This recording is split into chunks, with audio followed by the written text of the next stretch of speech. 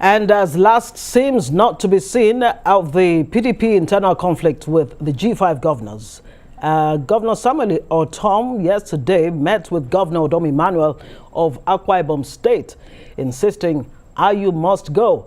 Now this as the sealed Atiku Okowa campaign office in Port Harcourt reopens. Well, Governor Wike says he's set to announce his preferred presidential candidate in January. What chances does the party have at unification and victory with the presidential elections less than 65 days away? And to look into these events, a spokesperson of the PDP Presidential Campaign Council, Senator Dino Melaye. Thank you very much. Good to see you. Thanks for joining us, though remotely. All right, so 1 minute, it looks like the worst is yet to be seen. And then again, it's looking again like, well, things may be improving gradually and slowly with the whole Wike Atiku situation. The Atiku Okowa office was sealed in Port Harcourt. Now we hear it's been unsealed. What exactly is the thinking in the Atiku camp? Any hope that this relationship will come back to where it used to be? We lost the audio there with Senator Dino Melaye, who's joining us remotely. Hopefully we can quickly restore connection so we can have a brief chat with him, find out exactly what the reactions in the PDP camp really is to the unsealing of the Atiku Okowa campaign office right there at the GRA in Port Harcourt. Of course, the reason for sealing that particular office initially was that it was not given the permission or the permit to use it as a quasi public, campaign area, because the GRA in Port Harcourt is strictly a residential area. Okay, I'm told we have Senator Dino Melaye back on the line now. Senator Dino Melaye, you were trying to make a point in response to my question.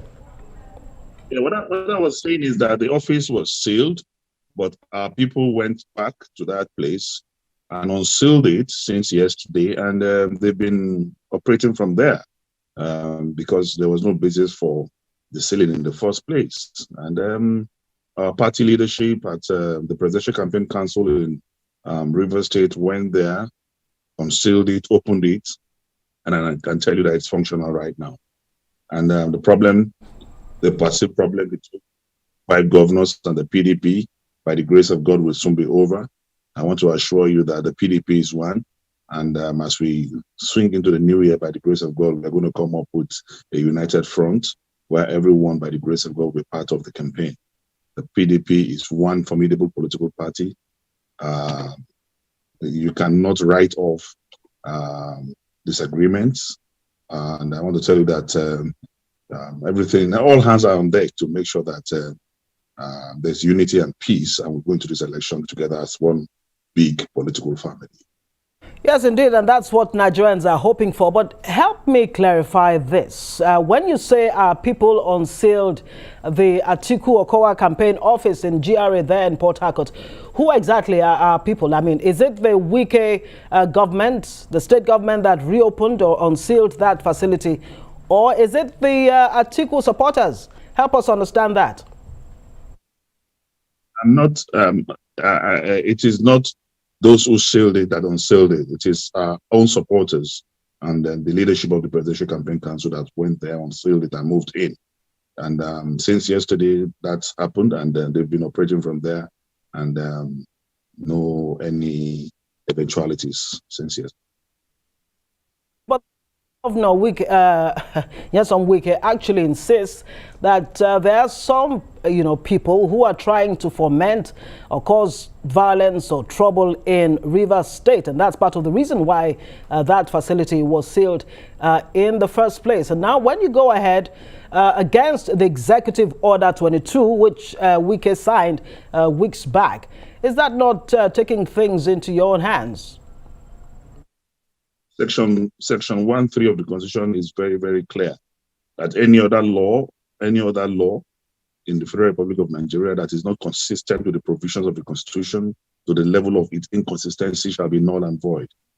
And that executive order infringe upon fundamental human rights of individuals and is in conflict with the provision of the Constitution of the Federal Republic of Nigeria. So you cannot just enact orders that will operate against the provisions of the Constitution. But I haven't said that. Our people are in the office. The place has been unsealed, and they've been operating from there since yesterday. Now, where does all of this leave the overtures towards Wike to, well, maybe see reason from the Atiku side? Because it doesn't look like there's much progress being made right now as far as that relationship is concerned. Or are you saying that the autumn meeting, the governor of Benue State, who is one of the G5, who's been insisting that Ayu, the chairman of the party, must step down? He had a meeting with Udom Emmanuel, the DG of the Atiku campaign. Are you telling us that there's progress being made as far as that's concerned? Yeah, I would like to make a correction that Udom Emmanuel is the chairman of the Presidential Campaign Council, not the DG. Governor Tambuwal is the Director General of the campaign. I haven't made that correction. I'll quickly tell you that a lot of negotiation is going on, a lot of talks going on. And you will recall that even sometime last week, the Director General of the campaign, with the governor of Sokoto State, met with Autumn, the governor of Benue State. Now, again, Udom Emmanuel met with Autumn. And other meetings are going on to make sure that the PDP, as one political family, we are together. So the old noise is from the APC, and they are taking Panadol for another man's headache. And I want to tell you that we are going into this election as a united, indivisible, big, strong, and reliable political party. Noise and hoopla about goings on within the PDP. What's that really got to do with the APC? Because what they're saying, all observers, what they're saying is that the PDP is not willing to step down as far as the top people who are concerned. Ayu, for example, he's not willing to make the sacrifice in spite of the fact that it could cost the party the presidential election in 2023. Who really should be making sacrifices at this point? Is it Atiku? Is it Ayu himself? Or who? Or Wike? Not everything that is politically correct, that is expedient. And it will be very, very illogical to start making some very serious changes at the eve of election. To be, to a constitutional crisis where, but I want to assure you that, like I said, it is just a domestic issue. It will be settled domestically, and we're going to go into the elections. And I want to tell you that the crisis have no capacity or potency of stopping Atiku from becoming the next president of the Federal Republic of Nigeria. Nigerians have decided that they want a change. Everyone is tired of 7 years of insecurity, of hunger, of pervasive insecurity all over the place, bad roads, health problems, economic problems, no unity in the country. The country is more divided than any other time in our national history. And we want to change the change. And everyone is aware that Atiku, by the grace of God, is the next president of this country. So the earlier everyone joined the train, the better for us. But I want to tell you that we will solve our problems, but these problems really have the potency or capacity of stopping Atiku from becoming the next president. That's a capital no. Capital no. Dino Melaye, Senator, will put you on hold. Of course, when we return, President Muhammadu Buhari celebrates 80th birthday as serving president. Stay with us. Welcome back, everyone. I am Ngozi Alebu. You're watching This Week. President Muhammadu Buhari on Friday attended a special birthday celebration in his honor a few days after he clocked 80 years. Now, the symbolic celebration at the State House held 5 months before his exit from his final tenure in office. The president has received several birthday wishes, including that from the PDP presidential candidate Atiku Abubakar, wishing him good health to lead.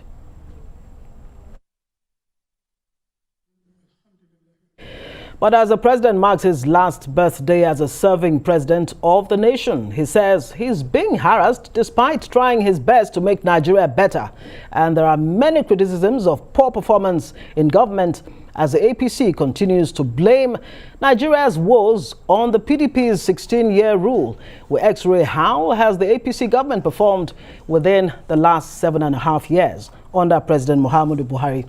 Well, to look into this, I'm being joined by Senator, we're not having Itainan anymore, unfortunately. I'm joined also by Felix Moka from our Lagos studio. He's the APC National Publicity Secretary, joining us virtually. I still have Dino Melaye, and of course right here in the studio with me is spokesperson Obidati Presidential Campaign Council in the person of Kenneth Okonkwo. Thank you all of you gentlemen for joining us on this week. Now let me start with you, Mr. Felix Moka. Let me quote what President Buhari himself said.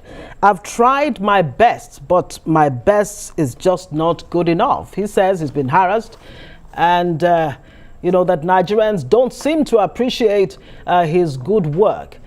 Do you think history will judge President Buhari correctly or positively?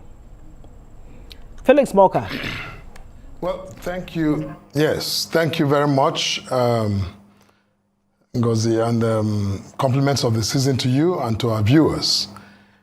I think history will judge Mr. President Muhammadu Buhari very generously for his work, for his steadfastness, for his really, truly transformative interventions in the governance of this country across all sectors over the last 7 years, nearly 8 years. This president has done more than any other individual president has done since the inauguration of our current nascent democracy in 1999. No other president compares with the amount of dedication, of accomplishments that this president has demonstrated over these last few years. Look, we're in an election season, and it's easy for anyone, any individual, any group of persons, or even political parties to try to deride or diminish the accomplishment of this president. But the fact remains, undisputably, that if you take the time to look at the figures and look at the data and the actual blow-by-blow account of the record of work of this president in all sectors, and I say in all sectors of our national life, if you do that with any modicum of objectivity, you will find and conclude that this individual, who is our president, has done an enormous amount of work. And now, if you like, I can go into a lot of that detail, but I leave that up to you if you want that. Great. Thank you for leaving it there for now. Let me bring it to Kenneth Okonkwo. What do you have to say to what Felix Moka just said? He says, look, of all presidents that Nigeria has had, there is no president that has performed as well as President Muhammadu Buhari. Well, first of all, let me say that I'm already on a Christmas mode. I wouldn't have really loved to use this opportunity to be talking about this. Let me say Merry Christmas to everybody, and I wish you a prosperous New Year. If you listen to the prose that the APC spokesperson or publicity secretary just did, it's just a prose. He talked about his government doing well, no figures. He boasted about, this and that, no statistics. We are tired of being bamboozled with proses. We want actualities. Let me help him with the statistics. And I'm going to be very conversational with it. I will start with the television that we are watching. APC government promised us that before they finish, we'll be watching digital television. They failed. They said they will give us Nigerian Air that will take the place of Nigerian Airways. After the 5th attempt and after spending billions of naira, they failed. They said they are going to take 100 million persons out of poverty. They ended up taking in 133.3 million persons into poverty. They have been busy building pyramids of poverty consistently. They said they were going to, give us 1 naira to $1, and they are ending up giving us 1,000 naira to $1. They met an inflation figure of about 9%. Today we have about 20-something%. Yeah, Kenneth, I could let you go on, but what about what people are saying are Buhari's legacies in infrastructure development, that he has done a lot? Look at the rail system across the country. Look at the roads. He's built the second Niger bridge, which many governments before now have failed to do. Good. Let me concede that I'm very excited about the second Niger bridge. But let me also regret that all these infrastructure purportedly built, we are all built on borrowed money, and none was creatively adopted to produce any revenue. None. Meaning that for giving us second Niger bridge, you have taken the next generations into bondage of debts. And they want to situate the debts to the GDP. What a fraud. And they will mention statistics of advanced countries saying that they borrow this to their GDP. GDP is the total of the products and services produced in a country in a year. So when you want to situate your debts to GDP, you have to be a productive country, not a country that is producing nothing. And you're talking about GDP. Right. That is why their revenue can no longer service their debts. So this government of APC has failed. And the most honestly annoying thing is that rather than even trying to get a successor that might even ameliorate the problem, they now made a choice of a candidate that does not even understand statistics. All right, let me bring in a very quick, I'll bring in Dino before I go back to Felix Morka to respond to what Kenneth Okonkwo has just said. Dino, Melaye, well, the APC says whatever failures that are being perceived of the APC, that the PDP laid the foundation, that the PDP lost the opportunity to lay the right foundation for Nigeria's democracy development in all spheres to take off properly. What say you? Anyway, I want to start, Ijoma, by saying that to start with, I want to advise my brother Felix that the gargantuan, colossal lie he just told, I advise that he apologize to God Almighty. And if he's a Christian, he should read Psalm 55 and ask for mercy. And if he's a Muslim, he should tonight do 1,000 astaghfirullah to ask God for mercy. In a very civilized I'm sorry, Ngozi, I'm sorry. My apology, Ngozi. And again, if I will advise that he listens to his elders, because I know that his community, his traditional rulers will summon him to a village meeting for telling this public lie. Having said that, I want to congratulate President Buhari for turning 80. And my prayer is that the Almighty God will grant him long life, will give him sound health, and I wish him well. But to talk about the APC-led administration under President Muhammadu Buhari, I will say in the economy, F9, power, F9, agriculture, F9, security, F9, infrastructure, F9. In fact, F9 parallel. That is what the Buhari administration have given to Nigerians. I don't even need to go into statistics and being scientific. Practical illustration. A bag of rice in 2014 was 8,500. Today it's 45,000 now. Just yesterday, people were flying from Abuja to Lagos for 120,000 naira economy. How much is a loaf of bread today? From 120 naira, a loaf of bread today is over 1,000 naira.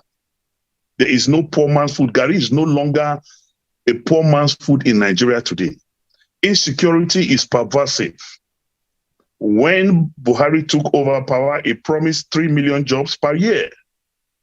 At the expiration of his 8 years today, 3 times 8, we're supposed to have generated 24 million jobs. But no, instead, over 50 million people have now joined the unemployment market.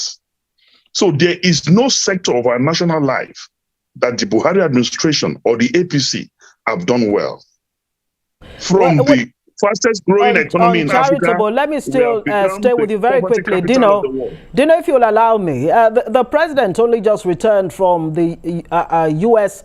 Africa Leadership Summit in the United States, and he met with Joe Biden, the U.S. president, who did not spare any words in praising President Muhammadu Buhari's legacy in deepening democracy, not only in Nigeria, but in the rest of Africa. And President Buhari himself has said if there's any legacy he wants to leave behind, free, fair, and credible elections. Dino, very quickly before I bring in Felix. Yeah, I want to say that is totally incorrect. The legacy he will be leaving behind is now, if in 2023 he conducts a free, fair election, then he will leave one legacy, and that will be the only legacy. So it is not correct for the president himself to say yesterday that he tried his best, but his best was not good enough. That's a confessional statement. That is self-acceptance of failure. He agreed, the president agreed that I have failed because he said his best was not good enough. In every ramification today in this country, this government have failed.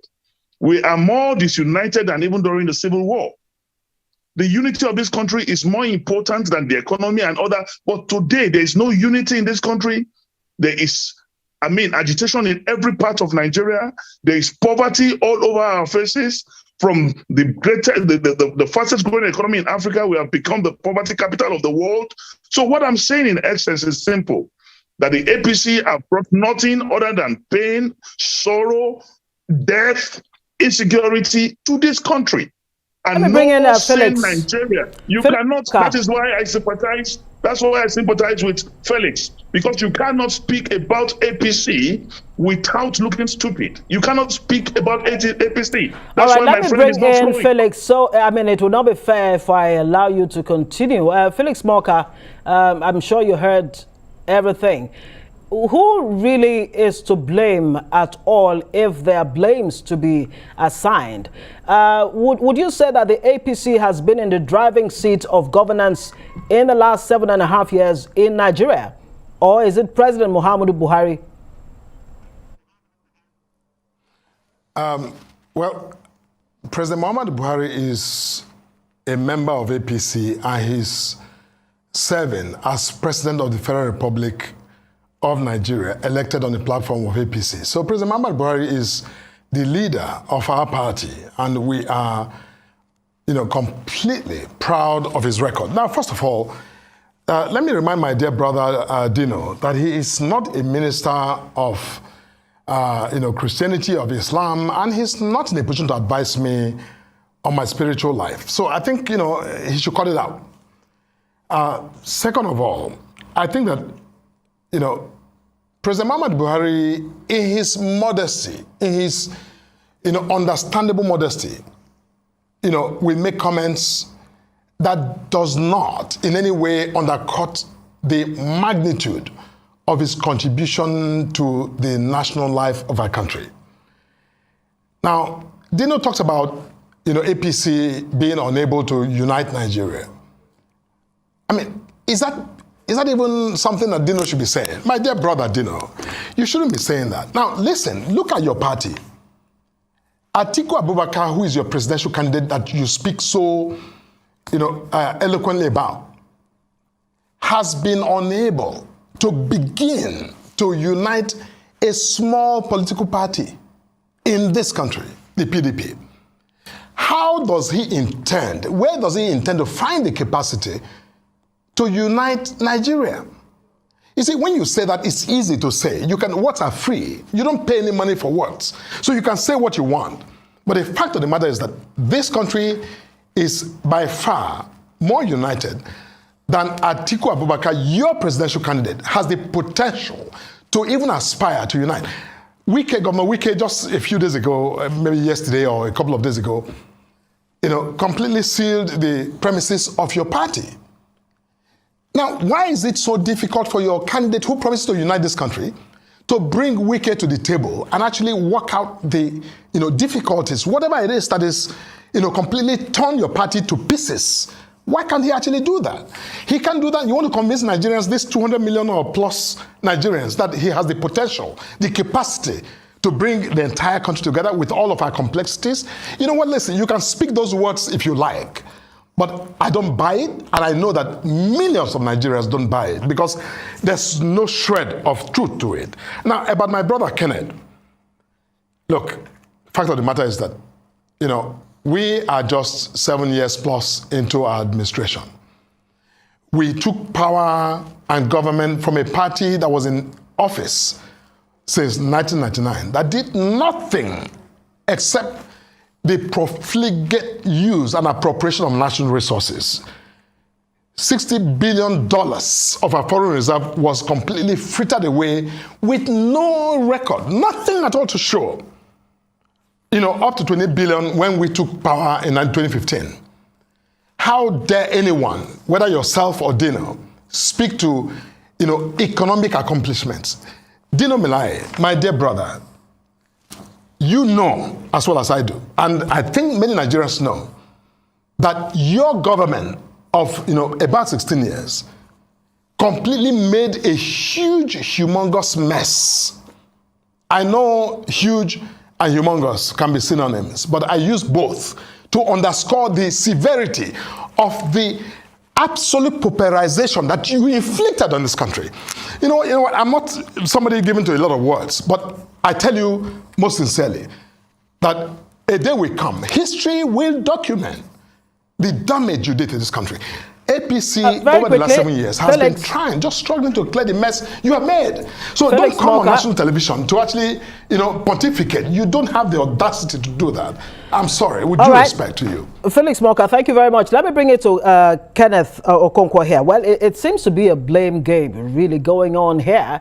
Your party, the Labour Party, we've been hearing over and over again from Peter Obi that he will unite the country. So apparently the unity of Nigeria is in question. But, I mean, is it fair really to completely write off President Muhammadu Buhari, just like I pointed out earlier? I mean, he's been given commendations about democracy and how he has deepened it and, further plans to do so. I mean, we're here, your party, the Labour Party and other parties actually are enjoying, seemingly, from the free reign that President Muhammadu Buhari seems to have given, democratic culture in Nigeria.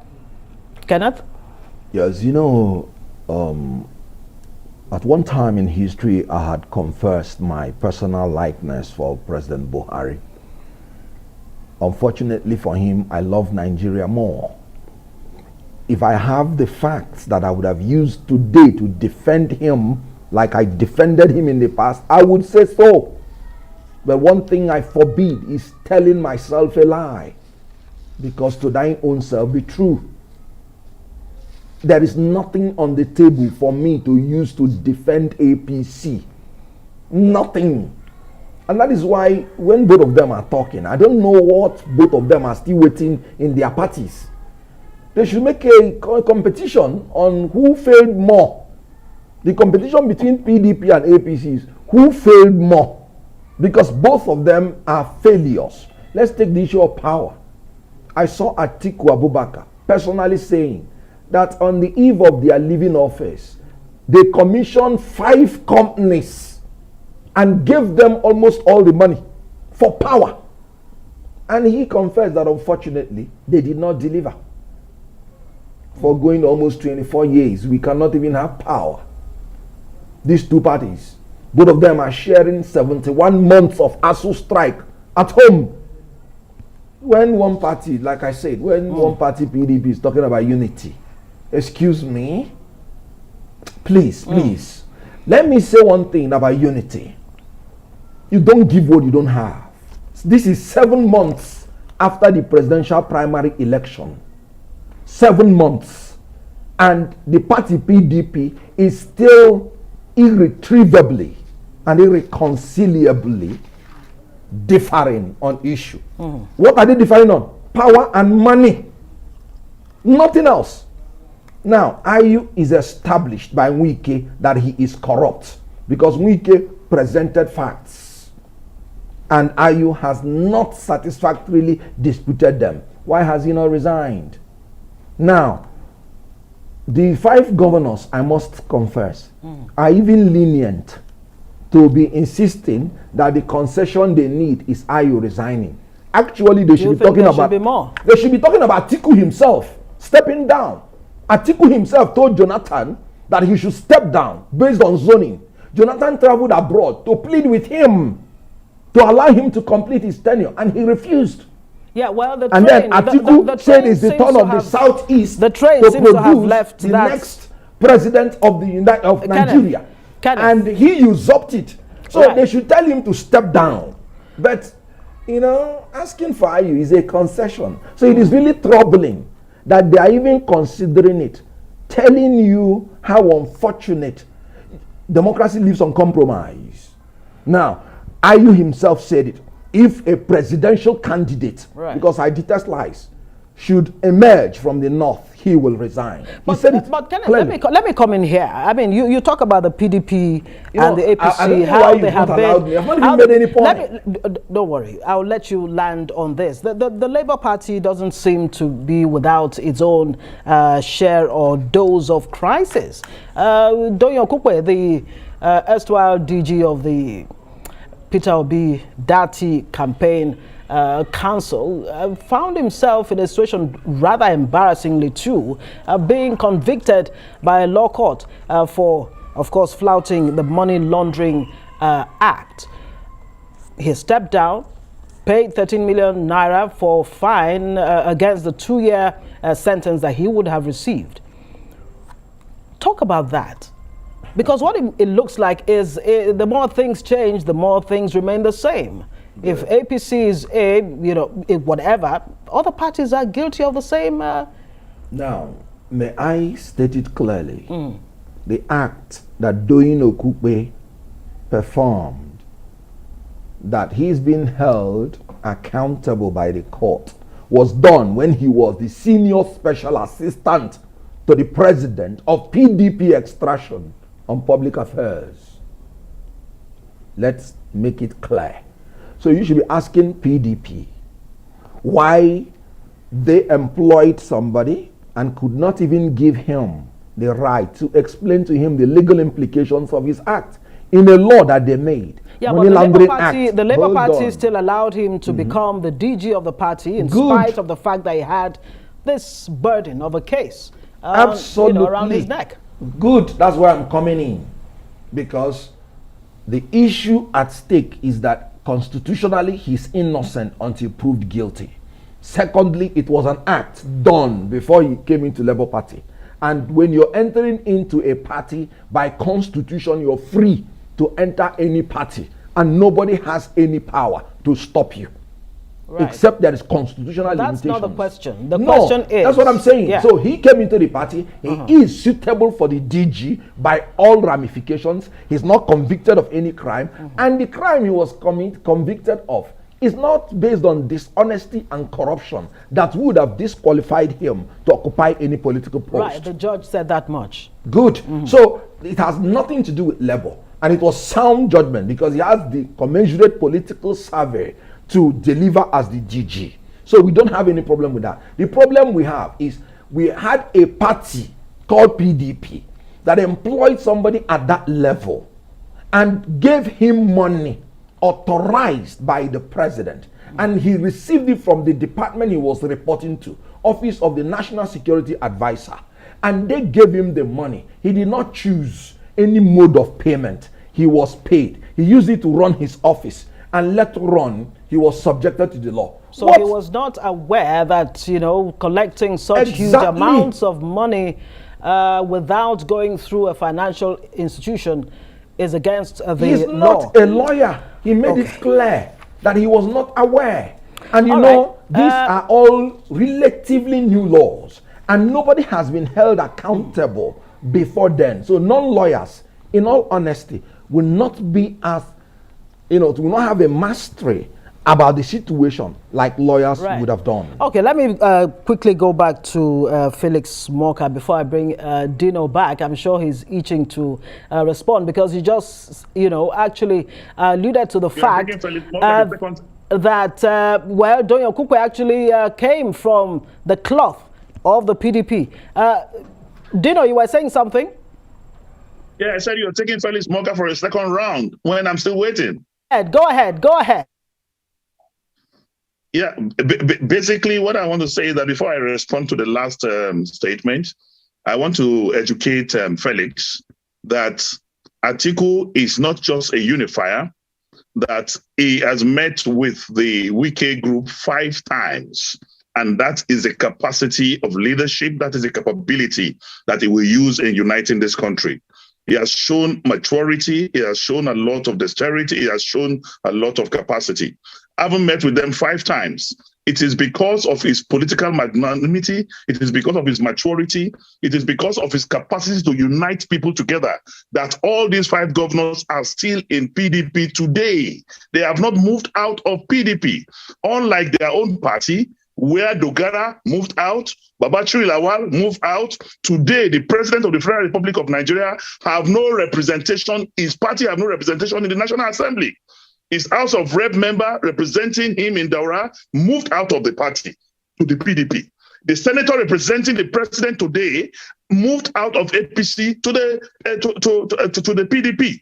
But the Atiku has been able to hold these governors together, and they should wait to see how this will end. They are all going to work for their party.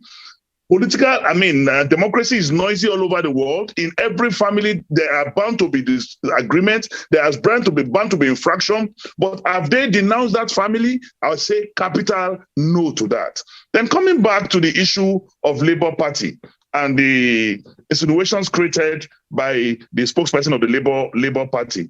Anyway, I will not want to go into the details of the Labour Party. As far as I'm concerned, it's like Andrew Liver salt. You know, once you pour into water, it bubbles, then after some minutes, it just goes down. It's an euphoria. With time, it will go. It will go away. Their time is evaporative and has an expiry date. The party itself. So what I'm saying in essence is that is Okonkwo telling us that their party did not carry out a due diligence before appointing a director general? This case precedes his appointment. Did you not carry out a due diligence to know if somebody is having a corruption case or not, or is having a criminal trial or not, or it has? So it speaks the type of party they are running. It speaks volume about the capacity and capability of the leadership of the party. And I am so surprised that Okonkwo is talking as if he has been a member of Labour Party since 1999. Himself and Peter Obi, who disobeyed Law 5 out of the 48 laws of power, understand, we are members of either APC or PDP even when funds were being purchased. Peter Obi bought PDP presidential form, filled it, submitted it, went around this country to campaign, and only few days before the presidential primaries, jumped ship to the Labour Party. So that now makes Labour Party is now a new Peter Obi. Is now a new person that we don't know before? Few days even before the declaration of the Peter Obi as president. My brother, the spokesperson of Labour Party that is there in the studio with you now, or speaking, understand, was speaking for APC. Was defending APC. I watched his program on AIT. Okay, I'll let him respond to that very quickly. As soon as I'm done with Felix Moka. PDP.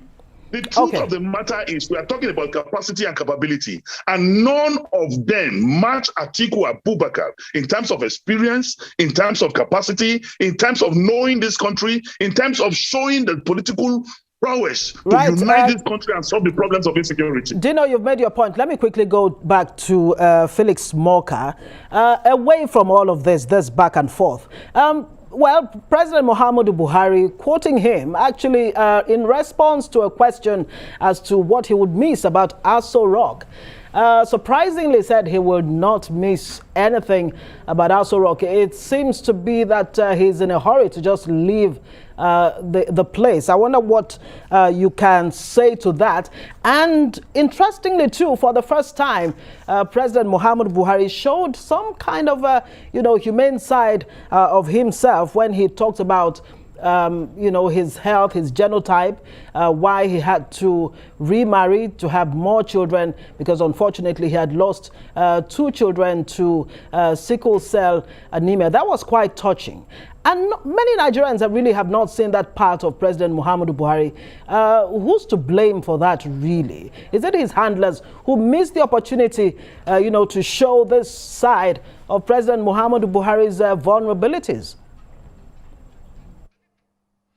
When we speak about Mr. President, because he was a soldier, a general, had governed this country at some point in our political history, people tend to think of him as someone who is not just like any one of us. He's just like any one of us. He's a family man. He's someone who, has people who love him dearly, in his family and those, on the outside. But of course, Mr. President is also a very humane, candid individual. He has no airs about him. His modesty is unparalleled. So yes, whatever comments he makes, at this twilight period of his administration, he's been very candid and, with a lot of candor in his comments. But let me say something about the comments from my brother Dino. Atiku may have had 5 meetings or 20 meetings or 1 million meetings with, some of the governors who have declared, obviously their own party republic. But the question that Nigerians will want you to address, Dino, is what is the outcome of these meetings? The fact of the matter is that the PDP remains in tatters, in utter ruin, completely defying the promise and the so-called touted capacity of your presidential candidate to unite the party. He hasn't done that. And quite frankly, I do not have any hopes that he's going to do that, because he is grossly incompetent, doesn't even understand the fundamentals of the politics within his party, let alone understand what is required to bring Nigeria together and to move this country to where we need to be. So you know what? I'm not going to waste more time. Let me put you on hold there because we don't have time. We have barely 2 minutes, Felix. We have barely 2 minutes. Let me bring it. Just give me 1 second. 30 seconds. Just give me a second to respond to Kenneth, if you may. Very quickly, please. I'd like to respond to Kenneth, but just of course, very quickly. Listening to Kenneth, lambast the PDP and talking about Donyo Kupe. Look, the fact of the matter is that the Labour Party absolutely has no internal understandings of what is required when you hire a DG for a campaign. This fellow was on trial at the time he was hired. So, you know what? Listen, the rule of law and the rule of fair hearing and the rule of due diligence require that Labour Party, if you had any understanding of your duty, you ought to have completely audited Donyo Kupe before you hired him. You hired someone who was on trial, and when you're on trial, of course, the potential is that you're either convicted or you are acquitted. Either way, he was convicted. So you don't come on national television to tell us about how he was, all the crime he was convicted of committing were, conducted in the PDP. That is not an excuse. You simply just displayed your utter incompetence and lack of understanding of the rule of law. Kenneth, respond to that. Do you know, the last time I heard him talk, he said he was blind. And now that it's obvious he's still blind, he's not seeing. In 1 minute. No, right. Yes. The APC person, they hired a drug trafficker by the judgment of a court, and he has not resigned. Drug trafficker by the judgment of a court. Yeah, but no PDP, no court has ruled on that drug trafficker that you talk about. No, not 10 districts of Illinois courts, certified true copy, drug baron. The PDP man is talking about Atiku Abubakar. William Jefferson was sent to jail in America, and he said $100,000 bribe he took from Atiku Abubakar. Moreover, President Obasanjo said the worst mistake he has made on earth is hiring Atiku Abubakar to be the vice president. That is the most corrupt person on earth. Has he resigned? Doyin Okugbe resigned. Now, PDP, APC, two heads, one monster with two heads, PDAPC. Now, Dino Melaye and Atiku Abubakar left PDP, joined APC. Okay. They were the ones that brought Buhari to power. They destroyed APC, they destroyed PDP and enthroned APC. I was not in APC then. Does your Peter Obi have what it takes to change all of this dynamics in 30 seconds? Peter Obi is on a mission. What's that mission? To stop the deterioration of Nigeria. All right. Peter Obi has a mission to change Nigeria from poverty to prosperity. Peter Obi has a mission with Dati Ahmed, a man of character, capacity, competence, to change this Nigeria. Thank you very much. And two of them, I'm inviting them to join this new wave. Gentlemen, because they have to say thank you very much for joining us. We're talking about the new Nigeria. Kenneth Okonkwo is, of course, spokesperson of Bidati Presidential Campaign Council. Felix Morka, APC spokesman, and Dino Melaye, also spokesman of the PDP Presidential Campaign Council. Thank you, all of you, for joining us.